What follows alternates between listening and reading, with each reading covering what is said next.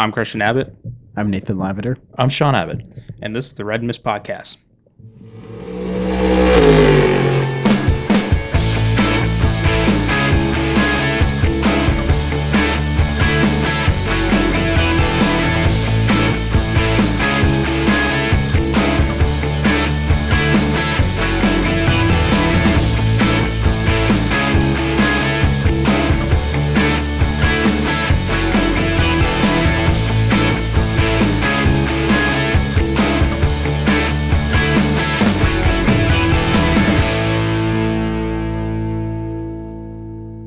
Hello, welcome to the Red Mist Podcast, Season 4, Episode 39.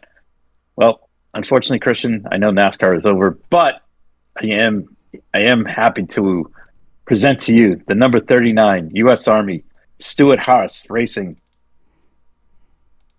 2013 Chevy Impala of the Rocket, Ryan Newman. All right, that's a good one. I'll go with Ryan Newman. If it was Ryan Newman or Tony Stewart, I'm all good. Mm-hmm. All right. Anyways, on tonight's episode, and it's Formula One. There is some news and notes, but Formula One chaos, and then we'll get to news and notes. Yeah. Let's get into it.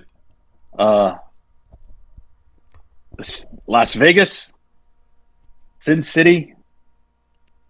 And a dramatic turn happened. There were sins committed. There were sins committed. There was a sin committed on the start, too. Multiple sins committed on the start. Yeah, multiple sins. Well, one by the pole sitter. Yeah. And I will say this. I am not a David Coulthard fan, but he did hit it out of the park with his comment. Yeah, that was a great line. It was a great line. And Julian Palmer definitely agreed with him. So anyways, so let's discuss. Max Verstappen wins the Las Vegas Grand Prix, his second out of three. Finishing second was, George Russell. And finishing third from 17th position on the grid. One Kimi Antonelli. And yeah. for those of you out there who might ask, what happened to Team Papaya? Well, Team Papaya became Team Penske and disqualified both cars post-race tech.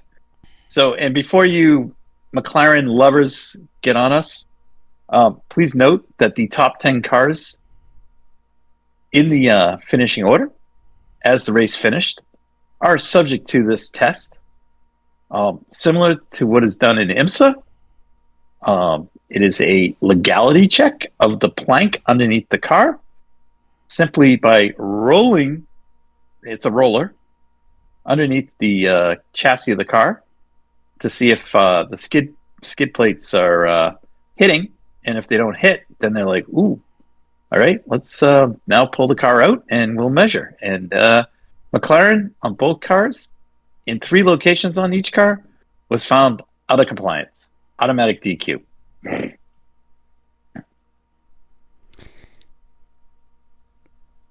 So is that how this one is? I thought they have to measure the thickness of the plank. They do. So what they do is they take the roller and they put it under the car. Now you've seen that at an IMSA race, right? Yeah. So they take that and they roll it underneath. Okay. If it hits the roller, if the roller goes in and gets stuck all the way through, there's no worry. Okay. If it goes through. I'm okay. If it goes through, then it's like, all right, we got to look at this a little more. Because the roller may not be perfect, but the idea is that, if it hits, okay. So then what they do is they then go and take, they have to, whatever they got to do to measure the plank. And, there was like 5 or 6 locations they measure, but it's basically, once you're out of compliance at one, you're done. Yeah. This is exactly what happened to Lewis Hamilton earlier this year with Ferrari with Nico Hulkenberg. Not just Lewis, Leclerc as well. Oh, Leclerc. But the Hulk also had this happen. Yes, yeah, but so this Lewis is not. This is Lewis's Right. DQ was at China, where both him and Leclerc were found at fault. Right. So this is not uncommon. Secondly, I give McLaren credit. They kind of they have the best run times this weekend, and that. My only comment to that is, well, the other cars that finished in the top 10 didn't have this problem, and the other cars in the top 10 didn't put on the fireworks display that the McLarens were putting on during the race. Now I had to go back and rewatch the race again, Christian. I watched it once, and then I was like, all right. And then everything was popping up, and I had to go back, and so I watched the race, and sure enough, the McLarens were sparking it up like constantly. So somebody was running low. I mean, either that or they might have just missed on how they set the car up. It's quite possible because they could have gotten into Seidel's comments afterwards was that they had porpoising or an unusual amount of porpoising. So maybe the car just got into a window where it just it was fluttering up and down more often than they thought. Before we recorded this, I did watch and listen to the Unlapped podcast on ESPN with Lawrence Edmondson and stuff, and his group, which includes Chris Medlin wasn't on, but the other guys were on, and they were talking about it. And one of the things they did note was that there were folks in the media center late in the race that were noticing how bad Piastri's car was porpoising. Because apparently from his in-car camera, you get his head was just going all over the place. Yeah. So, and then this also gets to the cryptic messages that were sent to Lando during the race, towards the end of the race, to kind of slow it way up. Basically, what they were trying to do was to mitigate any more potential plank wear. And they were masquerading it as fuel issue, but it wasn't. It was definitely plank. There's readings off the car that they can tell where the ride height is, and they must have known. They must have saw the anomaly that was going on. Yeah, I'm sure. But regardless, they made a mistake and they cost both drivers the win, or now not even the win, just the finishing order that they had. The finishing order and championship points is what they caused them. The win was costed by their lead driver, who tried to play Max's game on the opening stanza into turn one and completely failed miserably, leaving the door wide open and Max sailing by and then off into the distance, and then giving an opening to George to secure second place. Yeah, and for those of you who didn't hear Coulthard's comment, it was Norris tried to play Verstappen at his own game. The problem is that he doesn't know the rules of that game. Meaning, when you get to that position, you got to make the next corner, which Lando overshot by a mile. Yeah. I wish. I don't know. I didn't know if they had anything from Max's in-car with the audio at that point, but he must have laughed. I'm sure he did. It's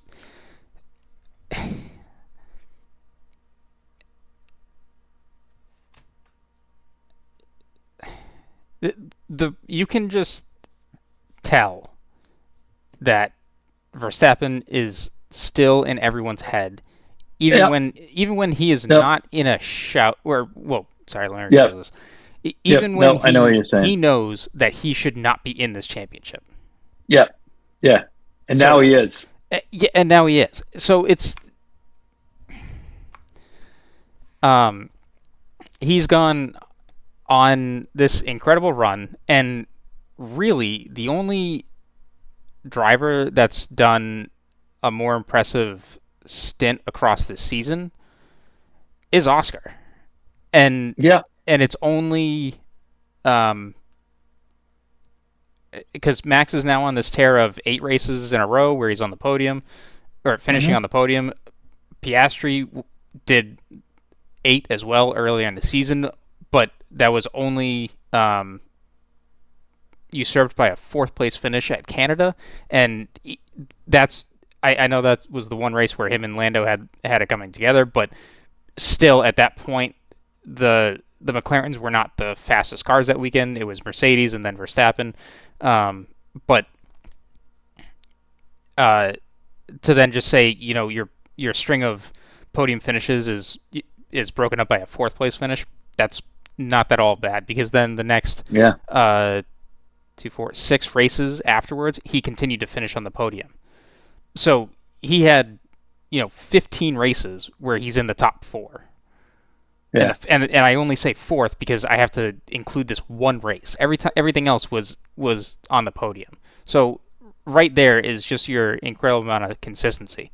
Now, he just has a longer slump these past 5 races that has really brought Lando right into the picture and now into the forefront of the championship. Yeah. Whereas Max, like, looking at his results over the season, I really don't know how he's in this fight. Yeah. And that's regardless. So if either of the McLaren drivers win the championship, okay, that's what's expected. That's what it should be, and whichever one it is, good for them.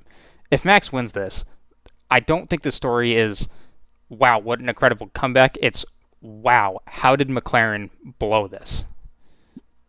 Yeah, if it comes to fruition, right? Right, but we've been what? It's been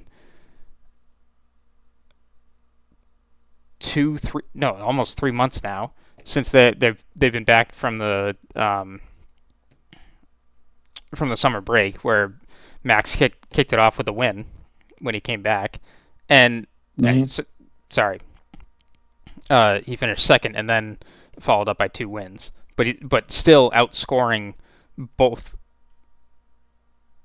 No, I'm sorry. Hold on. When did the Dutch Grand Prix take place? Anyways, you know what? Let me just rephrase this a different way. Yeah.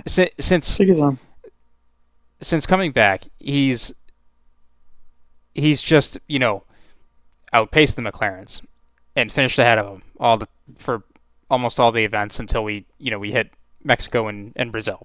But even that, he's still there. And the conversation for the past 3 months is he's got an outside chance.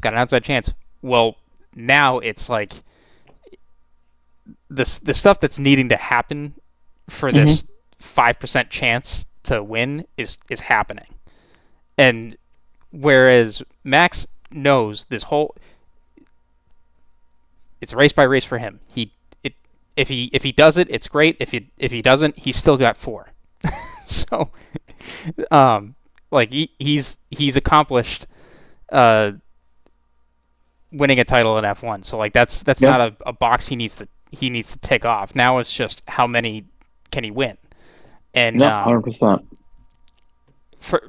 Whereas for the McLaren drivers, it's their first one. So they can sit there and say like, oh well, I'm not thinking of it, but like they are, and it's showing. There's definitely no denying that, and it's however these guys conduct themselves in the next couple of races, like they'll sort it out, and we'll see what happens. But odds are Lando's probably going to win it at this stage, given Piastri's recent form. I wouldn't be surprised in that, and also if you went into this season saying that McLaren had the best car on the grid, I think you would probably pick Lando to win the championship. 100%. Not to discredit Oscar at all. He's definitely put up a great season. He's just had a couple of rough past few races. So, and it stinks, but this is how the championship goes. Yep. Or I'm sorry, how a championship can go sometimes. So, yeah, I'm pulling for Max to win because I think it would be really funny to see McLaren just fumble this one. And it's not to say that I don't ever want to see Lando or Piastri not win a championship. You can't in such a superior car, you cannot throw this away because that stings more than anything. Well, and that's what everyone's basically is talking about here, and Zach just doesn't want to see it that way. It's like, dude, you had a commanding lead. Piastri had a commanding lead. Okay, it's like at that point in the season, you got to go. Okay, well, I think it's time to this guy's going to be our championship guy on merit. They didn't do that, and his so-called papaya rules kick in, and they start moving the goalposts all over the place. We've seen it a couple times, and what happens? Here they are. Yeah, they're potentially on the verge of blowing this. Like not the manufacturer's title, that's already wrapped up, but actually blowing the drivers' championship. Well, and I mean, you can even use the constructors' title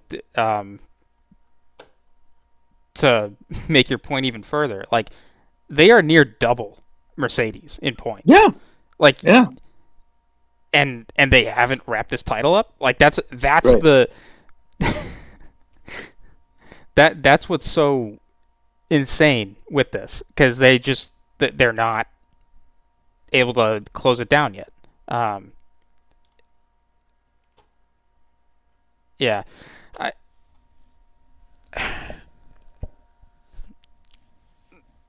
I guess to just well to then get back to my point of how if McLaren loses the championship, I say that they will have the title or the headline will be how did McLaren blow this? And I can tell you exactly because it's Canada, they have a run-in. And if you tell your drivers not to touch each other, that doesn't happen. Yep. So even considering how the rest of these races, like assuming everything has played out the way it has, but you take the one or two races where drivers didn't score points, because you can sit here and do the same thing with Max, being like, well, if he didn't hit George at Spain, he'd probably have 8 more points there. Okay, fine. If he didn't get wiped out in Austria by Kimi, then he would have had more points than 0, so he would have been even closer to Lando as is. Okay, all that given, he still does not have the results to be in front, considering what kind of car McLaren has produced for their drivers. With McLaren, they had a run-in in Canada, so that threw out the car, or one of their cars. Oscar lost control of the car in Australia, so that's a 9th place finish for him, where it should have been a podium easily right there. Then you go to Zandvoort. All right, Lando's engine blew, so that's on the team there. They didn't put an engine in that would last the rest of the race because Oscar finished first, or took the win from there. Baku was I will probably say Baku is similar to what Singapore was for Red Bull, where it's not their track. Fine. So, but Oscar not scoring points there, not great. He probably could have walked away with a handful, I'd say. Not that he was going to win, but definitely a handful. So and that was his first real slip. And up until that point, he went on an incredible run. Aside from the mess up at Australia, and then I mean from there, Lando's been on the podium each weekend with 2 wins in the previous 2 rounds, and Oscar's just been off the pace, but he's been finishing top 5. Yeah. So from all this, well, where's the points loss? Well, you're double disqualification in Vegas. Like this is the points more or less, because with this, you now have Max within a race wins victory of taking over the championship lead. Yeah. So no, 100%. you do not have a buffer anymore. And even if you just want to look at the gap between Max to Oscar since the start of since coming back from the summer break, he's gone from 104 points difference to now 0 with Oscar. He's level with Oscar. Like that is the kind of run he's had. So yeah, no, you're right. With that said, like, is Lando the favorite to win the title right now? Yes. Does that mean he will? I can't tell you 100% he will, because this has been too flip-floppy of a season to say that's how it's going to go. Yeah. And I mean, if Oscar ends up having the better weekend of the two of them, then even if say Max wins, right, and then Oscar finishes second and Lando finishes third, you now have all 3 guys in for the title into the last race. Yep. Nope, 100%. So it's because the best thing for McLaren is Lando outscores Piastri by 2 points. Yep. So that way Oscar can't win, and then you now can use Piastri like how Red Bull did with Perez in 2021. 100%. So I mean, you're preaching to the choir. Right. So I mean, it's if they want to do this for the entertainment of the sport and everything, I mean, they're making a hell of a story out of it, but man, if they lose this, that is horrible. That's the story, and it's going to look even worse. Right. And honestly, like this title should have been wrapped up like 2 weekends ago, and it's not. Yeah. No, 100%. I don't know what's going on.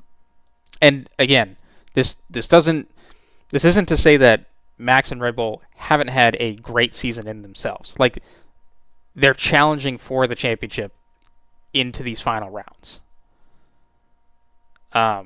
Whereas, going halfway into the season, you would have thought that it was over, and like Max said, he didn't even think he was going to win a race. Now and then since then, he's won 4. Yeah. So, and Max's. This is the other thing. If Max wins one more race, he's 2, 4, 6, 2, 4, 7, 2, 4, 6, 7. Yeah, if Max wins one more race, he's tied with the McLaren drivers for total race wins on the season.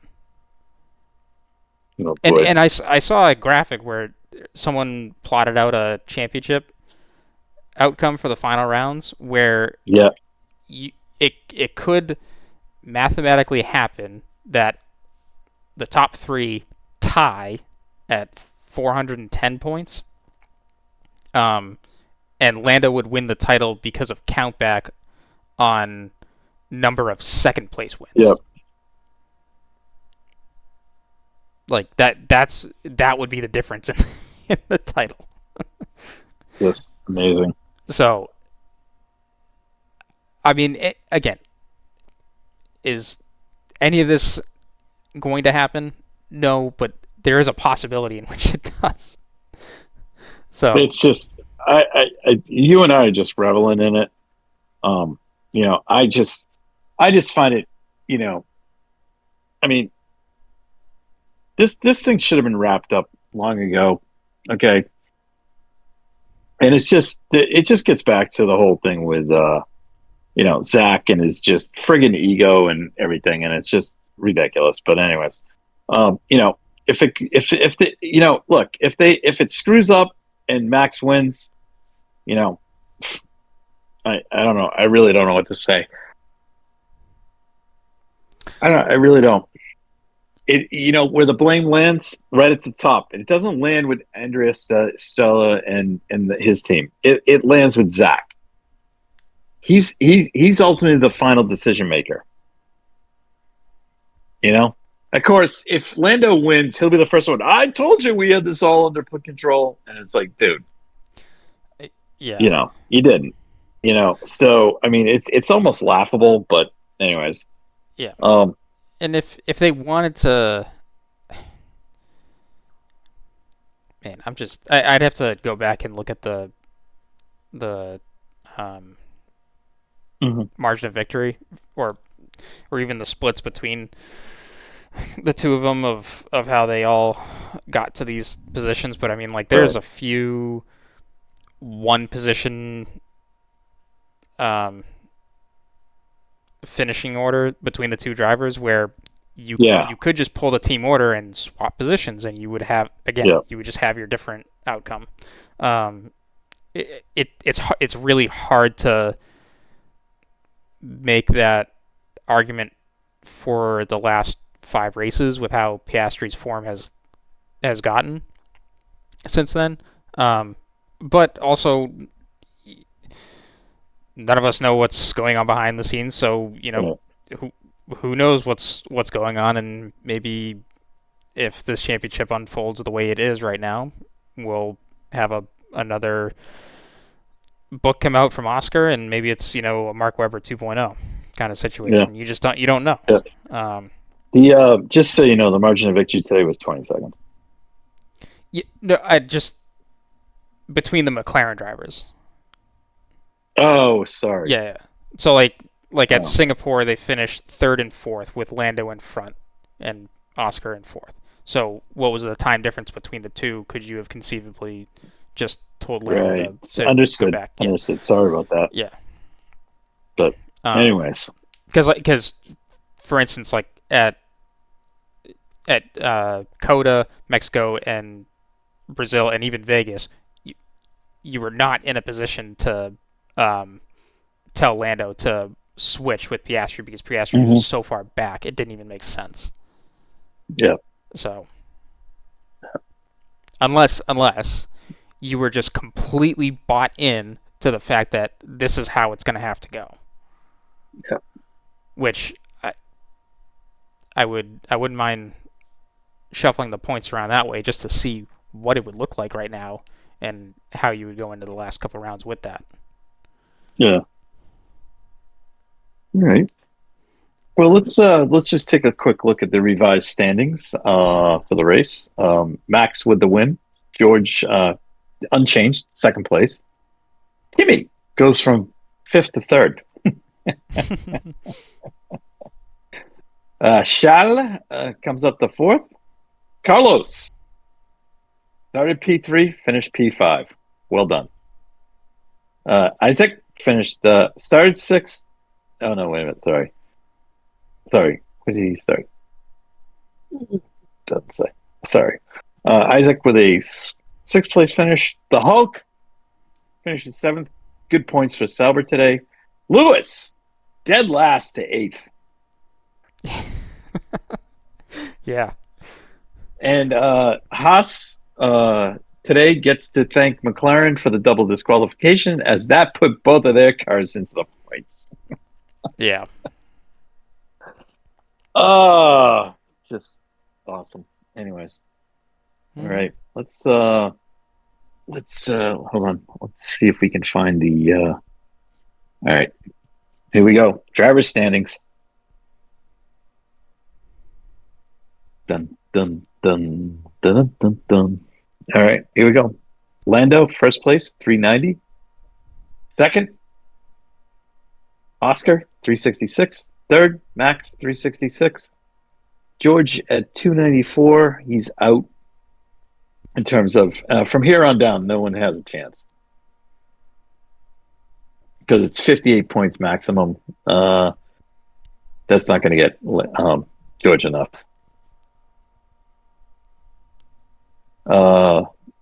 We have Charles Lewis, Kimi in 7th, Alexander Albon in 8th, Haja in 9th, Hulkenberg in 10th, but Carlos has snuck up to 11th. So he's threatening to break into the top 11.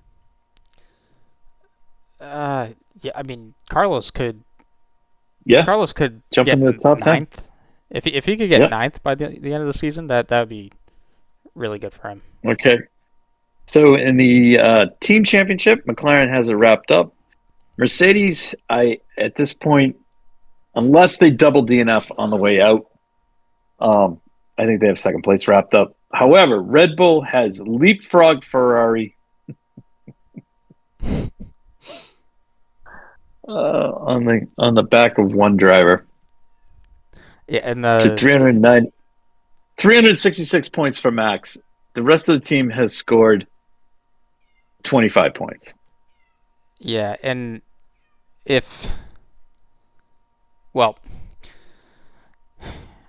for the sake of the championship, I hope Ferrari is involved at the front of the field because it's just more cars to stack in between Max and McLaren. It's just to cause more problems. Yeah. So there's that.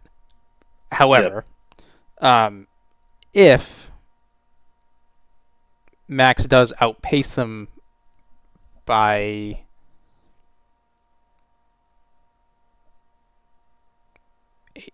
is it 8 points? No, it can't be. No, it surely can't be that. No, 18 points. 18, yeah. Okay, something like that. If he can do like another 17, 18 points, he solely will have Red Bull third. Yeah.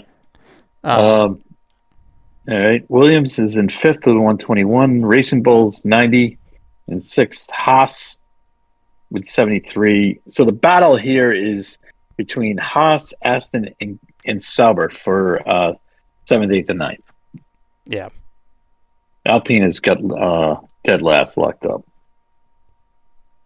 All right. Yeah. So next up is next week in Qatar with a sprint race. So this is just going to get interesting. Yeah. All right.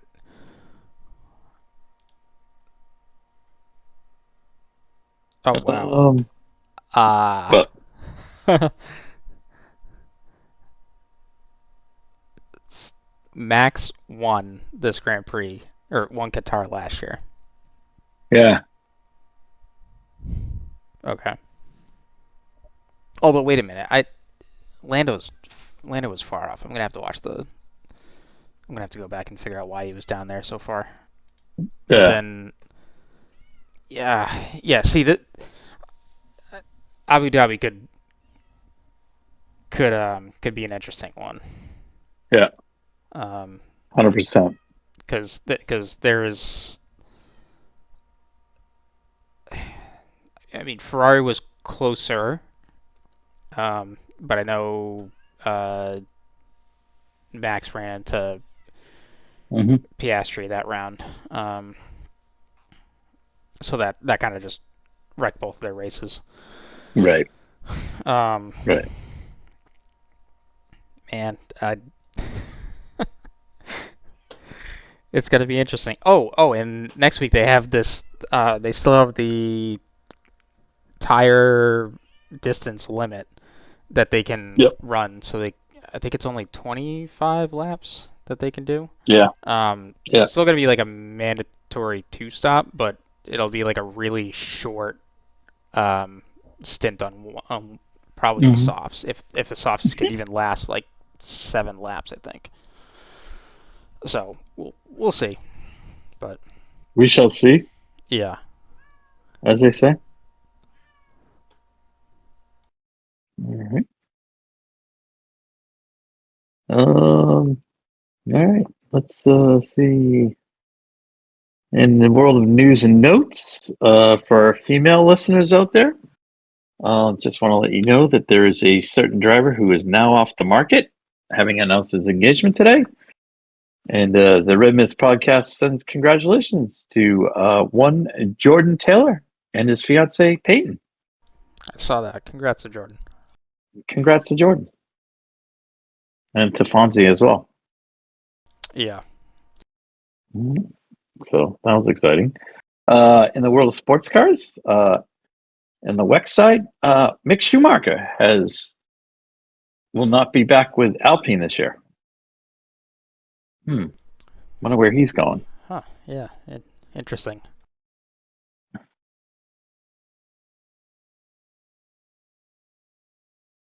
Over at, I will say this: I have to give the guys at Genesis, like they have built a stacked team.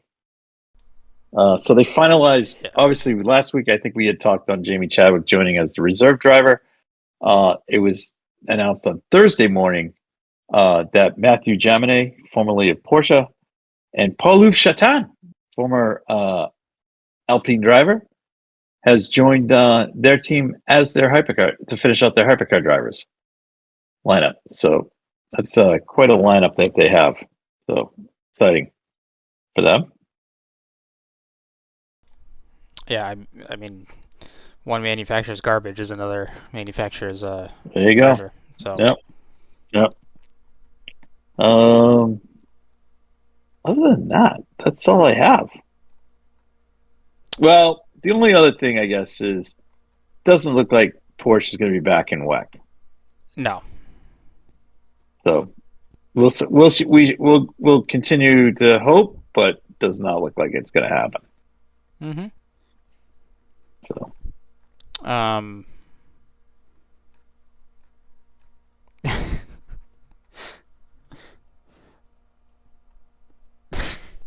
I still want to just. I'm not going to make many more comments on it other than just the headline. Felipe Massa is getting his case going to trial. oh yeah, I saw that. So, So it's kind of weird. Anyways, once that gets resolved, then I'll discuss it more. But I find that whole thing hilarious. yeah. One unfortunate thing that we forgot about today, since we are putting this together well before earlier than we typically do because of the holiday and stuff. We did not get Nate's picks for next week. No. He did get his picks. You do? What are you talking all about? right. Okay, I'm sorry. No, we're good. It might have been. Was it a late text that I missed? Yes. He's in. Okay. He's gone. He's all about the stroll. He's all about the comeback, but he's got some interesting choices for who's gonna split Max and the McLaren. So got it. Yeah, got it. We'll discover it when we talk about the picks exactly, in a second. Exactly. All right. Anything else? Did we discuss George Kurtz acquiring Mercedes? We may have alluded to it, but no, go ahead. So George Kurtz,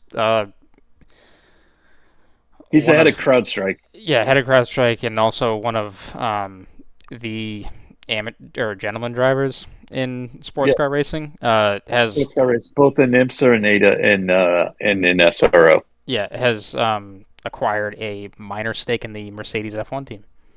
So he bought his stake from Toto. Yes, yeah.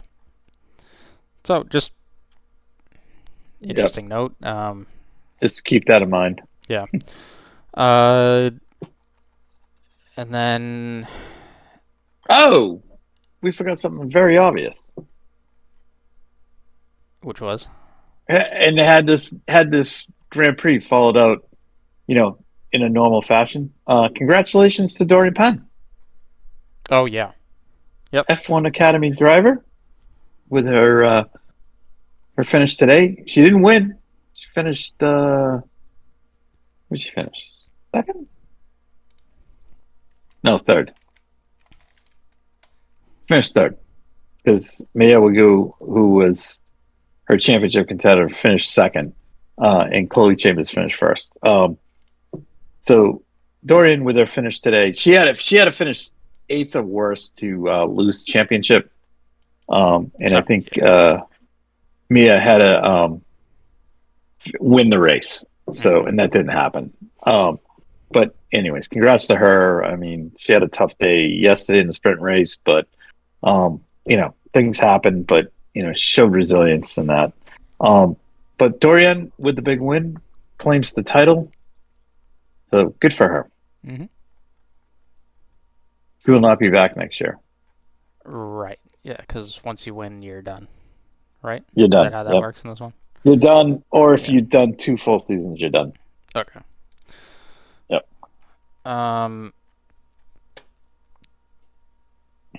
Do you want to touch the NASCAR controversy? No, let's save that. Save that for the offseason. I'm still catching up on this. Okay. I think I don't know. I think having Nate here too would be funny. Yeah, it would help. Yeah, it would help, and because there is something else going on with. Now there's something going on with the Spire team where they're kind of, yeah. So I'm just looking at headlines and I'm like, that's wild. I will say in NASCAR news, what was confirmed over the week was that Project 91 will be back. Oh, that's good. And but the key there is they've said that with the added revenue that they're getting from, of all places, Red Bull, it's now helped them to potentially establish, run some more races this year. Cool. Does that mean that one Max Verstappen could run? Well, what are they a Ford team or are they a Chevy team? The Toyota. No, they're not, are they? Yeah. Are they Chevy? Maybe they're Chevy. No, they're Chevy. They're Chevy. Yeah. I don't know if Max will be back if he can run a Chevy. Well, I don't know. What are we talking about? What are we talking about? He didn't run a Ford at the Nürburgring, so. No, he didn't. And to further this point, like it's not like, Penske or Ganassi runs the same manufacturer from series to series. So yeah, as long as that doesn't, as long as that's not a contractual thing, then do whatever he wants. But yeah, that'd be cool. That'd be cool. But anyways, good to see. Hopefully that program is back. It's I always find it interesting. Other than that, that's all I have.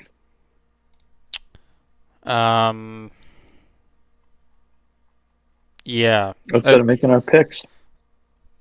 The only thing I do want to add is to the Vegas Grand Prix, like championship drama aside, I think this race is really cool. The race itself, the whole event is a different story.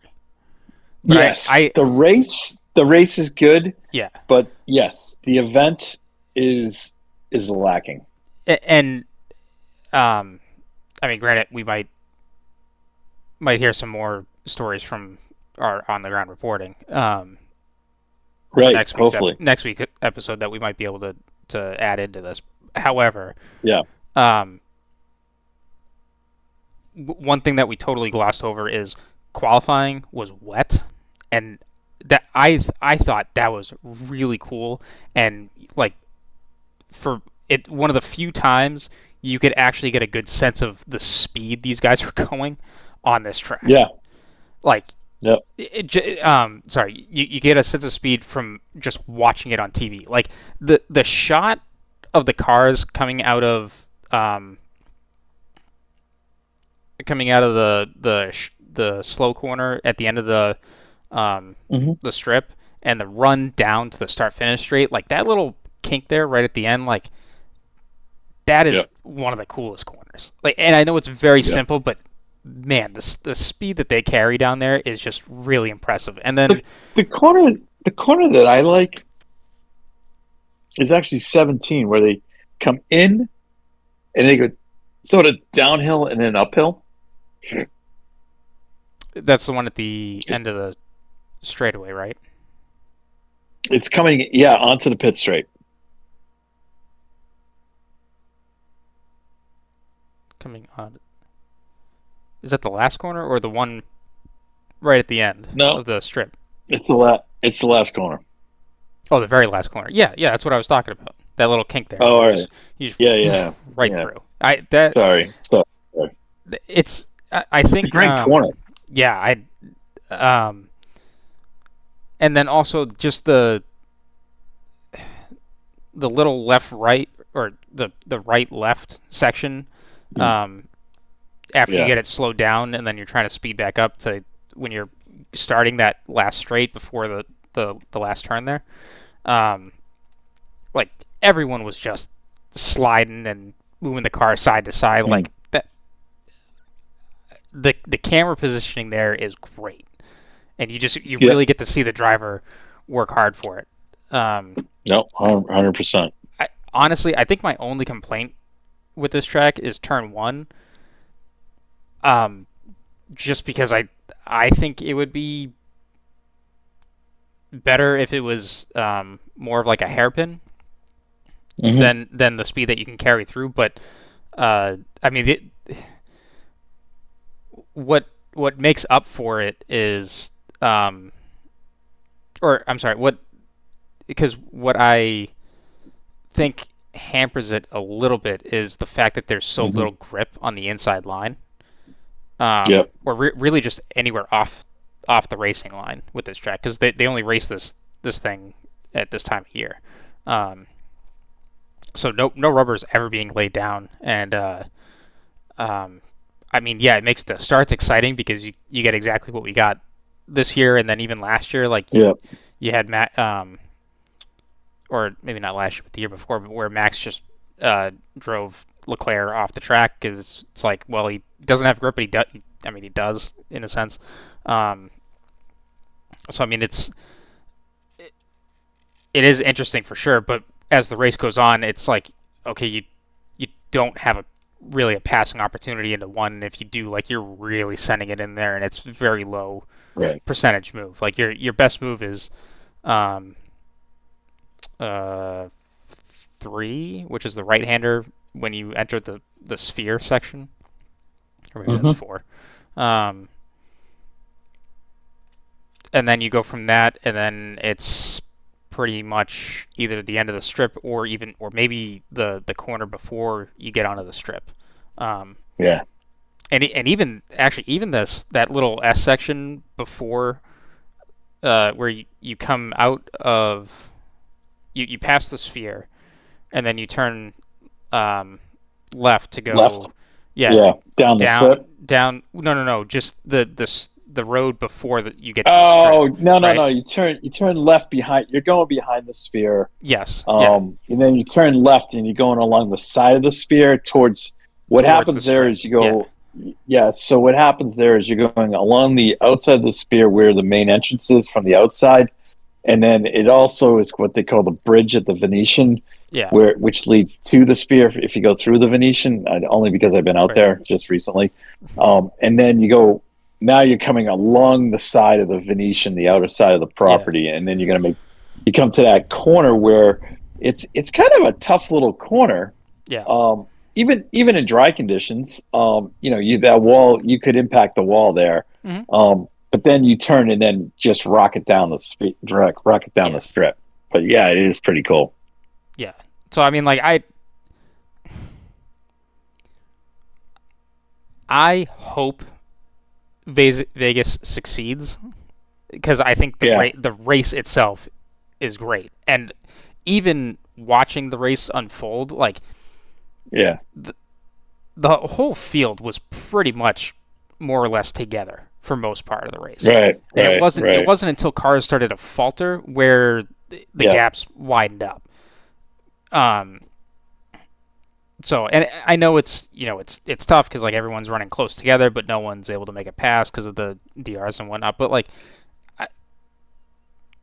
you're able to do that because there is so little aero wash or dirty air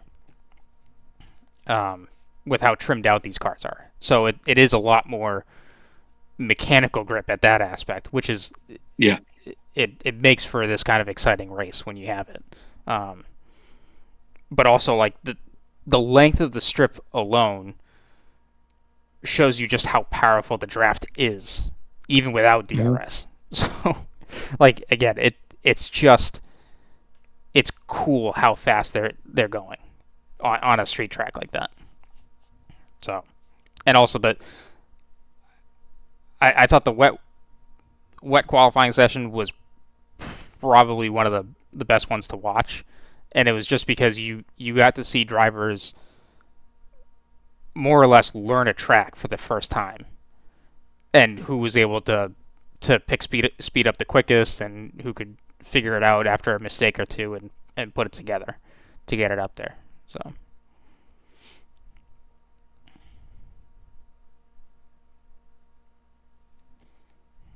But yeah. Now we move on to Qatar. Yep. And I guess at this point we shall do our picks and then wrap it up.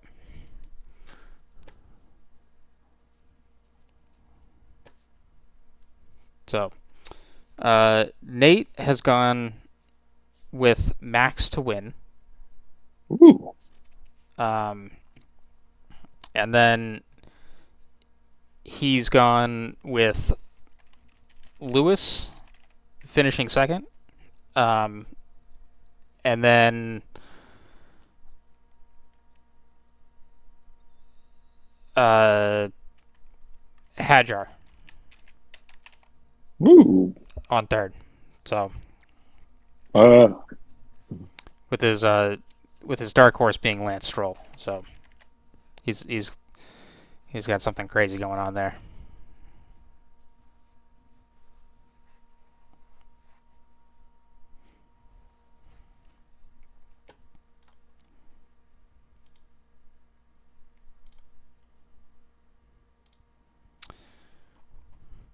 Do you have your picks for the race? The what? My picks? Yeah. Yes. All right. I'm gonna go Max. I'm just going based on pure hunger. Mm-hmm. I am gonna go. I'm gonna go George second, and I am gonna go Shell third. My dark horse will be. I'm gonna go Ollie. All right. That's what I'm gonna go with. I'm gonna go Russell to win. I like that. Well, one, it pains me to do that. Two, no, I know. I don't want to be the reason and give Max the kiss of death, because that's picking him. No, buddy. But it's again, realistic that George. You know, it's realistic. Kimmy could win too, but I don't want to go there this year. If this was next year, I would definitely go there. I'm gonna put Lando second and Max third. So I'm not doubting Max. I'm just trying not to put a curse on him. I don't want to do that. Just being devil's advocate there. Yeah. That's fine. You're playing a conservative. I like it. Yeah. Dark horse for this week. Alonso, because Fred. We're back in the Middle East, so maybe the Aston's got something to We'll see. stir up. So See what happens. he was looking good in Vegas. Yep. And then they just it didn't come together in the end. But No. I don't know what it is about that Aston. They seem to be. Sorry, let me rephrase this.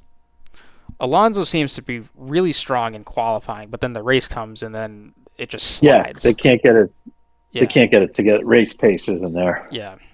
So. But also, I will say this. I mean, I don't know. Newey's not really. This isn't. He's not involved in this right now.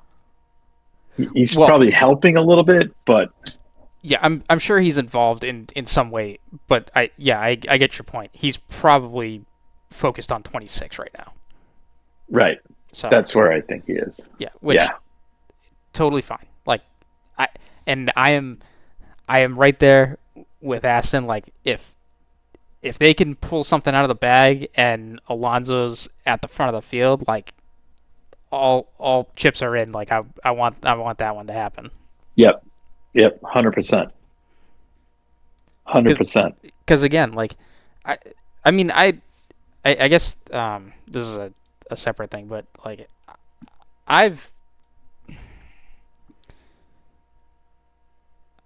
going into this past weekend, I was thinking that Ocon was having kind of a quiet season where like he just wasn't. He's really sort of been traveling under the radar. Yes, yeah, and it's like he's not slow, but he is getting outpaced by Behrman. Yeah, recently. Yes, but still, like you're getting outpaced by your rookie teammate. So yep, it's just a look, but it's not like he's getting completely blasted, but he's just under the radar, and I think that's an okay place to be, because it's not like you're having to sit there and justify your existence in the team, right? Like Tsunoda at Red Bull, yep. or even Colapinto at Alpine. And I know Alpine's had a horrid season, but I mean his biggest thing right now is he hasn't scored a point. Yeah. And everyone else has. So, and I know he's had a couple of races where he's finished ahead of Pierre, and but I mean it's the zero on the points total is becoming